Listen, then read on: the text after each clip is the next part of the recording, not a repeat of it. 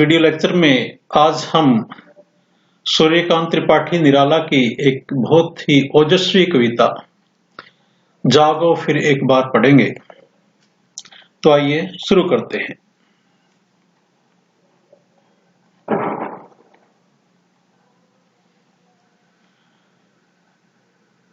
सूर्यकांत त्रिपाठी निराला की ये कविता एक आह्वान गीत है भारत के उन वीरों के लिए जब अंग्रेजों का शासन था और भारतीय जो युवा था उसके अंदर जोश भरने के लिए इस प्रकार की एक गीत लिखा गया था।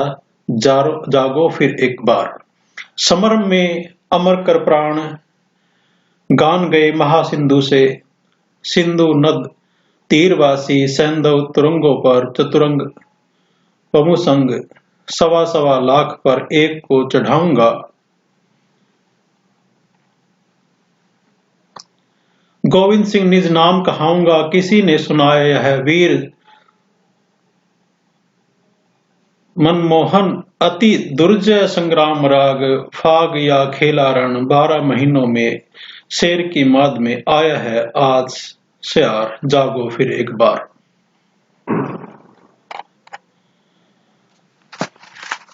इसके माध्यम से सूर्यकांत त्रिपाठी निराला जी भारतीय युवकों को संबोधित करते हुए कहते हैं कि हे भारतीय युवकों, तुम एक बार फिर जाग जाओ, याद करो कि सिंधु नदी के तट पर रहने वाले तुम्हारे पूर्वज सिंधु प्रदेश के घोड़ों पर, सैंधव तुरंगों पर यानी सिंधु प्रदेश के घोड़ों पर चतुरंग यानी 4 प्रकार की जो सेनाएं थी उन पर सवार होकर, जिसमें हाथी सेना थी, पैदल सेना थी, घुड़सवार सेना थी, इन सेनाओं पर सवार होकर, रथों पर सवार होकर युद्ध भूमि में लड़ते लड़ते अपने प्राणों को न्यौछावर कर अमरता को प्राप्त हुए थे। हे भारतीय युवकों, जरा याद करो वीरों को मोहित करने वाला वह युद्ध गीत किसने सुनाया था। यहाँ पर गुरु गोविंद सिंह के एक प्रसिद्ध कथन के बारे में बताया गया है, जिसमें उन्होंने कहा था, 1.25 लाख से एक लड़ाऊं तब गोविंद सिंह नाम कहाऊं। वीरों को मुग्ध करने वाला ये गीत किसी और ने नहीं, स्वयं गुरु गोविंद सिंह ने सुनाया था। उनके वचनों से युद्ध लड़ने की दुर्जय भावना युवकों के अंदर थी और ये इस मौत का खेल अपने जो रणभूमि में खेलते थे वो 1-2 दिन का नहीं थे, पूरे साल भर 12 महीनों में खेलते थे। और वो कहते हैं कि आज शेर की माद में सयार आया है, यानी जो विदेशी ताकतें हैं वे सयार की तरह हैं और भारत के जो वीर हैं वो शेर हैं। इसलिए आज फिर एक बार जाग जाने का समय है। इसलिए हे भारतीय वीरों, अपने आप को पहचानो और अपने शौर्य और साहस को एक बार फिर से जगाओ। सत श्री अकाल, भाल अनल धक धक कर जला, भस्म हो गया था काल, तीनों गुण ताप त्रय अभय हो गए थे तुम, मृत्यु जय व्योम केश के समान अमृत संतान, तीव्र भेद कर सप्तावरण मरण लोक शोकहारी पहुंचे थे वहां, जहां आसन है शस्त्र सार, जागो फिर एक बार। इसमें निराला जी कहते हैं, हे युवकों, तुम याद करो युद्ध का वह दृश्य जब गुरु गोविंद सिंह ने शस्त्री काल का उद्घोष किया था और युद्ध भूमि में टूट पड़े थे। उस समय उनके मस्तक पर वीरता का तेज अग्नि की भांति धधक रहा था। भाल नल धक धक कर जला, यानी उनके माथे पर जो एक तेज था वो धक धक कर कर जल रहा था। उनके तेज बल की आग में स्वयं काल भी भस्म हो गया था। इस प्रकार तीनों प्रकार के गुण सतरज तम, तीनों प्रकार के दुख दैहिक आत्मिक और भौतिक सब जलकर नष्ट हो गए थे। कहने का तात्पर्य है कि उस समय गुरु गोविंद सिंह मृत्यु के भय से अभय होकर युद्ध भूमि में लड़ने गए थे। उस प्रकार वे सभी दुखों और कष्टों से ऊपर उठ गए थे और पूर्णतः निर्भय हो गए थे, और मृत्यु जैसे कि मृत्युंजय भगवान शिव होता है। युद्ध के उस क्षण में गुरु गोविंद सिंह के जो अमृत संतान बन गए थे, वे मरकर भी न मरने वाले थे, क्योंकि उन्होंने बलिदान का अमृत पान कर लिया था। बलिदान का अमृत पान कर लिया था। इसलिए कहने का तात्पर्य है कि उन्होंने सांसारिक जो चिंताएं और बंधनों से मुक्त होकर ही युद्ध किया।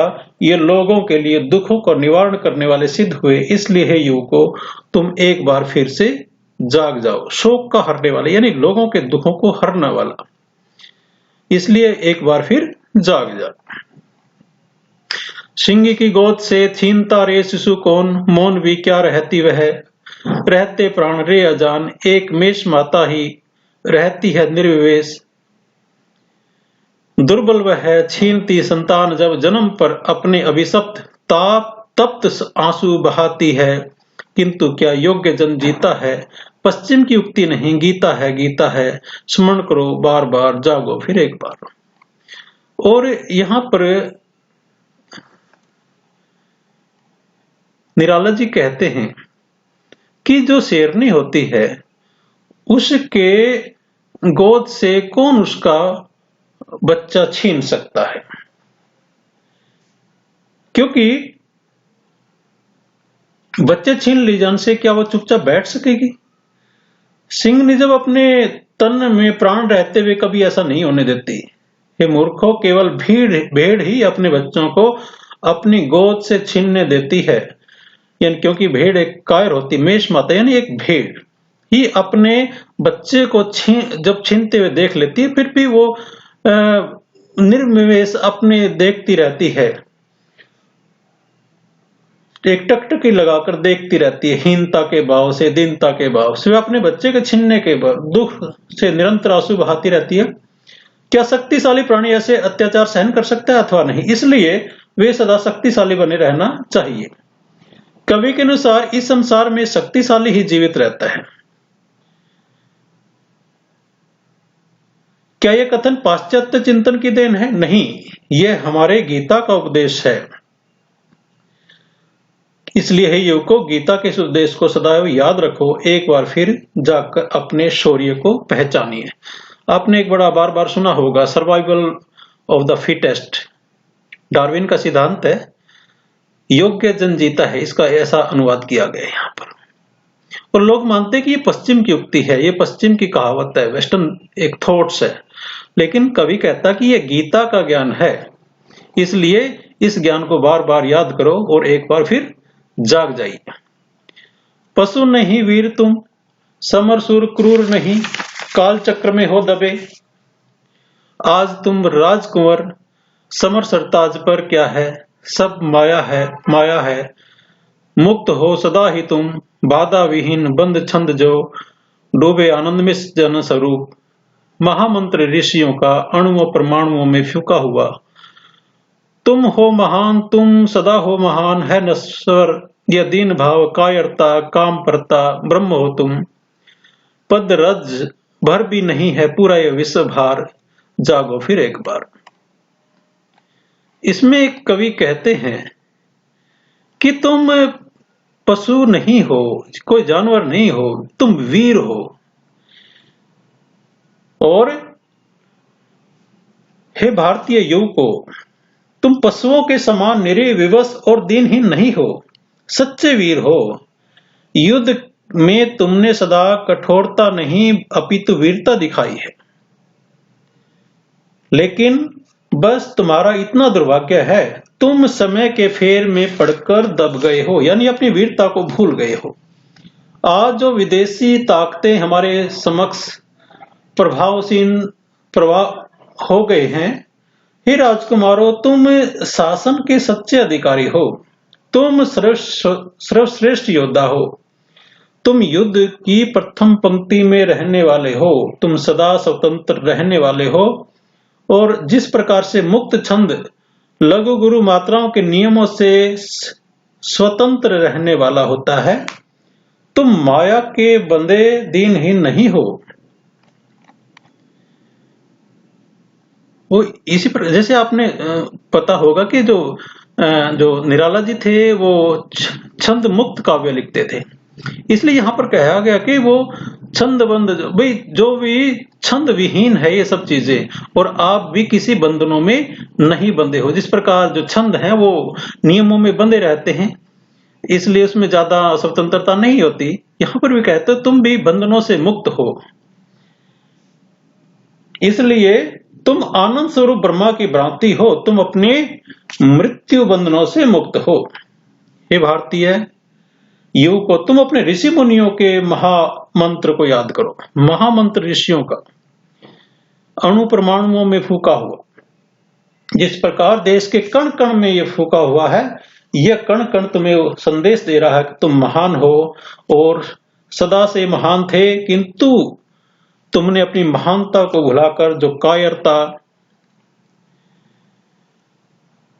ये दीनता का भाव, अपनी काम लिप्सा, ये सब चीजें, ये जो एक प्रकार से जो कमियां हैं वो आपके अंदर आ गई हैं, लेकिन तुम हमेशा महान रहे हो। ये समय के कारण ये कमजोरियां आपके अंदर आई हैं। इसलिए यह कण कण तुम्हें संदेश दे रहा है कि इन सब कामुकता, दीनता, कायरता का त्याग कर दो। ऐसे भाव तुम्हें मृत्यु की ओर ले जाते हैं। हे युवकों, तुम ब्रह्मा हो, ईश्वर स्वरूप हो, ब्रह्म हो तुम, यानी तुम ईश्वर का स्वरूप हो, और इस संसार तो तुम्हारे पांव के धूल के समान भी नहीं है। तुम आत्म स्वरूप का स्मरण करके एक बार फिर जाग जाओ और महान आचरण का पालन करो। तो उस समय की जो परिस्थितियां थी उसी के अनुसार भारतीय युवाओं के अंदर एक जोश भरने का और एक महान परंपरा को याद दिलाने के लिए ये कविता लिखी गई थी, जागो फिर एक बार। क्योंकि भारत अंग्रेजों का उस समय गुलाम था और भारतीय जो युवा शक्ति थी उसको अपने पुराने प्राचीन वैभव से जोड़ने का प्रयास उन्होंने अपनी कविता के माध्यम से किया था। आशा है कविता आपको समझ में आई होगी, और अगर आपको ये वीडियो अच्छा लगा तो चैनल को सब्सक्राइब करें, मित्रों के साथ शेयर करें। अगर इस विषय पर आप कोई और भी टॉपिक पर वीडियो बनाने की इच्छा रखते हैं तो आप कमेंट सेक्शन में लिख सकते हैं। धन्यवाद। जय हिंद।